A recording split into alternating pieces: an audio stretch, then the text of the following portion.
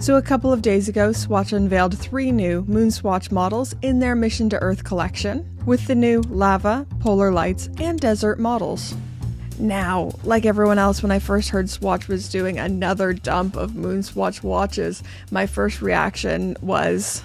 Yeah, he's done it again! You know he's done it again! That is a fact! Little He does it! He's done it again! But then, upon seeing the pictures, I can't lie. I kinda like them. These kinda rip. I feel like I'm in 2 minds about this, and it's the same reason why I didn't do a video sooner.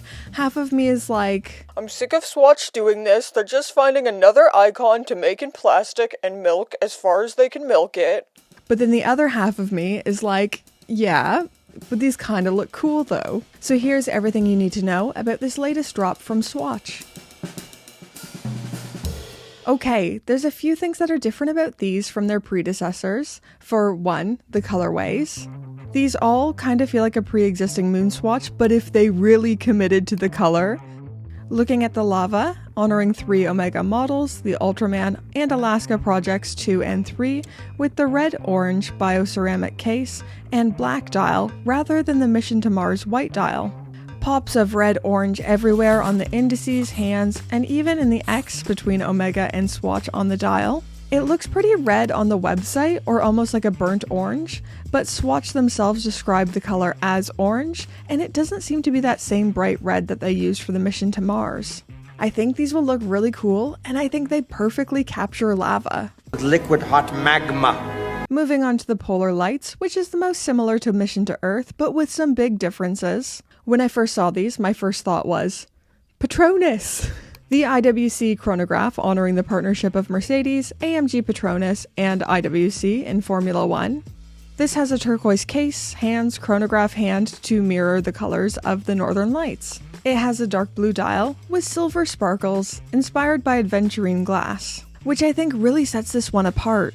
These haven't been released yet, so I've seen about the same as you guys have seen. But I'm really curious to see what the aventurine, not aventurine dial will look like in the flesh. If it'll look good or if it'll look a bit cheap. I don't know, I'm really excited to see this one. And lastly, we have the Desert, which most closely resembles Mission to Jupiter, inspired by the deserts that cover more than 1/5 of the Earth's land surface. This one makes use of grey and beige tones, and it is definitely the most subdued of this collection. The other big glaring difference is the strap.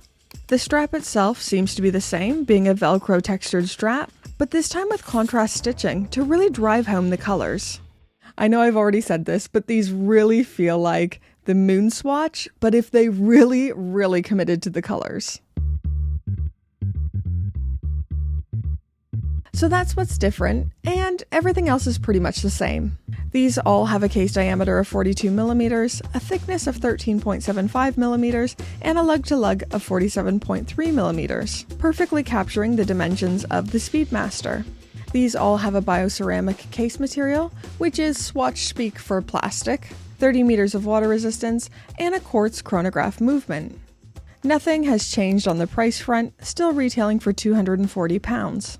Now I can't tell if there's something wrong with my brain or if I'm still recovering from the whiplash that was the Kith and Tag Heuer price point, but £240 doesn't sound that bad to me anymore.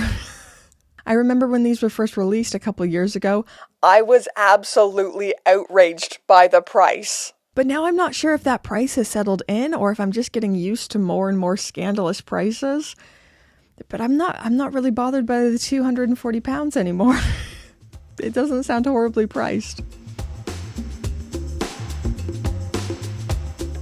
As I've already said, I've not seen these in the flesh yet, so I can't have a fully formed opinion until I actually see these. I've only seen the renders and videos and everything you guys have seen.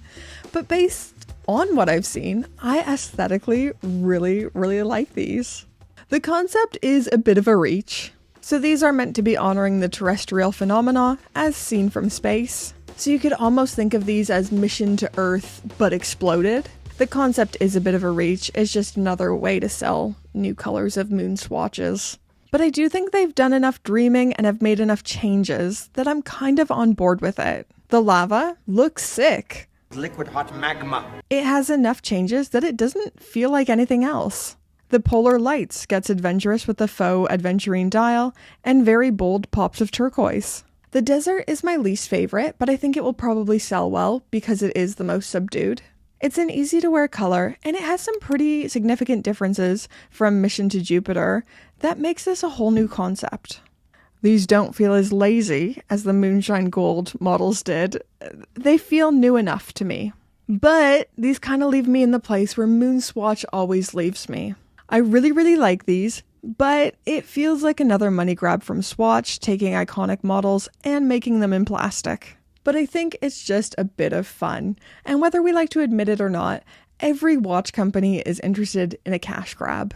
As romantic as we are about watches, these are still businesses and companies that exist to make money.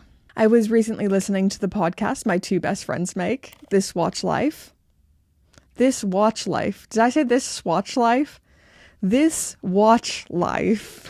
And they were discussing these models. Let me play you a clip from it. I really like what Lydia says here. There's also a difference. It can be a difference in when you want to get someone into the brand. Yeah. So if we look at the MoonSwatches, and it is a more accessible price point. A lot of that is building equity for Omega over a long period of time. Yeah. So that's not, I buy a MoonSwatch, I go get a Speedmaster. No. That is a brand building for a long time. Yeah. I really like this different viewpoint. I think a lot of watch geeks see these as devaluing the Omega Speedmaster, taking this iconic design and making it more accessible quartz and in plastic. Whereas Lydia points out these are getting different people into watches and building long-term brand equity for Omega. Now, how to buy one? These are available to buy as of tomorrow, June 15th, 2024, in-store only. You can click on the store locator to find the closest stores to you. I will not be making a special trip to London to get one of these. I am more than happy to wait it out, as much as I would love to do a video on one of these ASAP. I don't think these will be the same carnage as before, they just don't have the same hype. But I would expect lines and people trying to flip these for ridiculous prices over these next few weeks. Which I hate. But just as objects, I don't hate these. In fact, you might even say that I like them. Anyways, as always, I'd love to know your thoughts. Let me know in those comments down below. And thank you to the gorgeous, fabulous patrons who talked me into making this video in the first place. Magma. Liquid hot magma. Magma.